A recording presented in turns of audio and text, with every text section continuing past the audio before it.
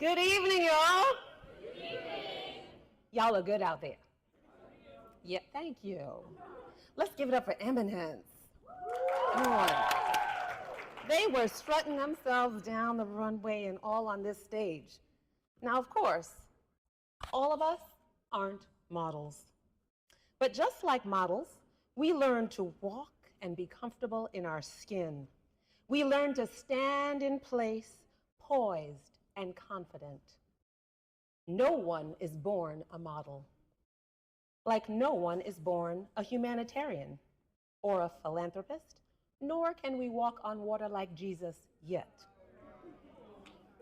However, we all share this mighty challenge to unlock a vision for your life by learning to walk in your passion and your purpose. Everyone say that with me. Vision, passion, purpose. Living your best life no matter where you're planted, you can bloom. I am a first-generation Jamaican American emerging from, come on, give it up for Jamaica, that's right. And we work multiple jobs. So it is no excuse for you not to know I am the humanitarian. I grew up in New York City. I lived in Queens, I lived in Long Island, and I attended school in the Bronx. That's right, that's why my theme music was out there saying, New York, the concrete jungle, where dreams are made of, right? There's nothing you can't do in these streets. They'll make you feel brand new. And those bright lights will inspire you. But what happens when they don't? I am the third of 3 girls. And like many of you, I attended college. I had a dollar and a dream, as they say, but I didn't have much sense. Say why? Because I chose to go to school out of state to Boston University at the age of 17. And sure, I did okay for my first year.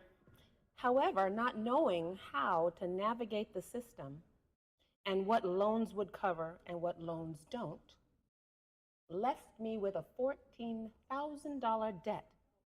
And I couldn't return to college. I couldn't get my transcripts until that debt had been satisfied. Now, do you know how long it takes to pay off a $14,000 debt making $5 an hour? All right, then. There was some good news, because I had a greater vision for my life, and I aspired one day that I would complete my degree. And so I got to working, and I got to serving my community. Fast forward, still working full-time in Manhattan on 39th and Broadway. I attended Hunter College at night, and that lasted for 1 semester. And then life happened. I got married, and I moved to New Jersey. Got Jersey, too. Yep. I continued making good money working in the city now, and I was paying that debt for nearly 10 years, advancing in a predominantly white space until life took an unexpected turn, and those bright lights illuminated racism. It stood in my path, and I was denied a permanent position with a title that I had earned. Sometimes you need the courage to walk away from something that looks good enough to get to great. Sure, it was a temporary setback, and it turned out to be a setup for my step up. I found the courage to walk away from those who wouldn't honor my value and all the things that I had to offer. I also needed that pivotal moment because it made me uncomfortable enough to return to college for a 3rd time. And so I did. My 3rd institution, Montclair State University, nearly a decade later, I completed both my bachelor's and my master's degree. That's right. Thank you. And at college, I got to explore new subjects. I learned to step out and sharpen my leadership skills. I took up causes that stirred my passion. I learned to advocate for social change. I got the opportunity to protest against injustice and petition the powers that be. I discovered both advocacy and activism, becoming the change that I wanted to see in the world. This took on new meaning, and every experience tested every theory. When I moved to Happy Valley nearly 18 years ago, I was a single mom with a 2-year-old. She's 20 over there now. I took on the world because I had a new responsibility to raise my daughter. I wanted to change how teachers spoke about diversity, even in preschool, so I became involved in the local school district. I wanted to develop scholarships for women, just like me, trying to return to college, so I became the founder of the Outstanding Adult Student Award. I wanted Black staff and students and faculty members to have a voice here at Penn State, and so I stepped up to be the president for the Forum on Black Affairs. I wanted to continue the legacy of Dr. Martin Luther King Jr., so I hosted more than a decade of MLK banquets, weeks of commemoration, the marches on Washington that you have locally, long after people stopped marching and quit. I wanted my community to be more inclusive, and so I joined the Community Diversity Group. I created 3 diversity conferences for State College, building connections with the Latinx and the APITA communities.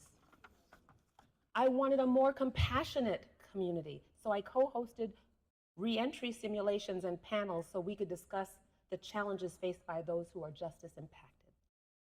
I became a member of the Pennsylvania Prison Society to help restore visitation privileges for parents in jail by teaching a Parenting Inside Out class at the Center County Correctional Facility.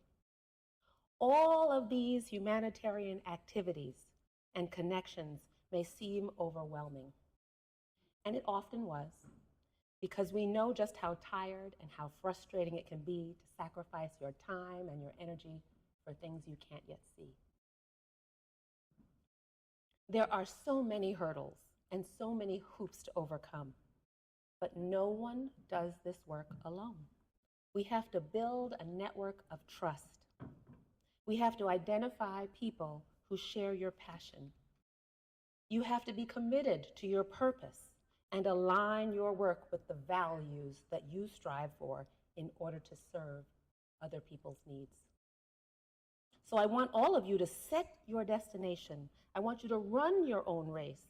I want you to silence those naysayers and the doubters and the haters. And I want you to remember, if there is no seat for you at the table, then you stand in the room.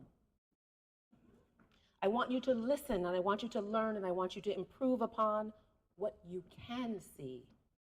Make that contribution, gain that knowledge, apply your wisdom, your vision, your passion, and your purpose.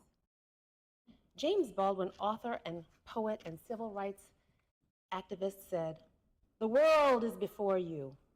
You need not take it or leave it as it was when you came in."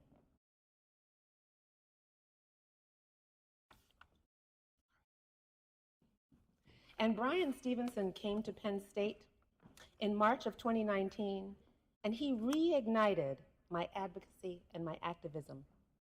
For those of you who don't know, Bryan Stevenson is a death row attorney and founder of the Equal Justice Institute and the author of Just Mercy. His words changed my life and gave me courage and motivation to do the very next thing that crossed my path. It would have been impossible to have done it had I not heard his words. He said, "You must be proximate to any situation you want to change. You must be willing to change the narrative of what you've heard. You must remain hopeful that indeed you can change the outcome.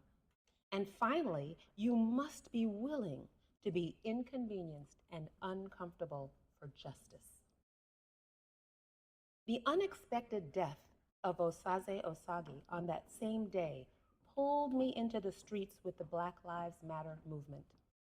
Together, we created the 320 Coalition. We made our demands. We started another chapter of the NAACP. We chaired several task forces, and we diversified the political landscape, changing the face of our local townships and our school board right here. It was for the first time in Center County's history that we had 6 people of color seated in offices. If you can embrace this philosophy, of being uncomfortable and inconvenienced for justice. It will lead you on an amazing adventure. To become a trailblazer, discover the gems that you are. Pressure makes diamonds, and everyone is unique and priceless. This is a journey, so I want you to continue to shine with your vision, your passion, and your purpose.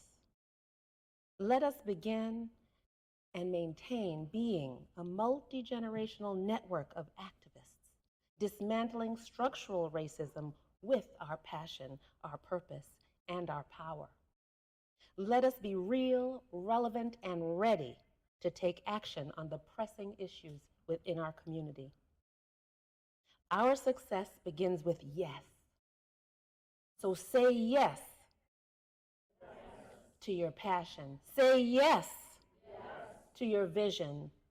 Say yes to your purpose. Together, our yes can change the world.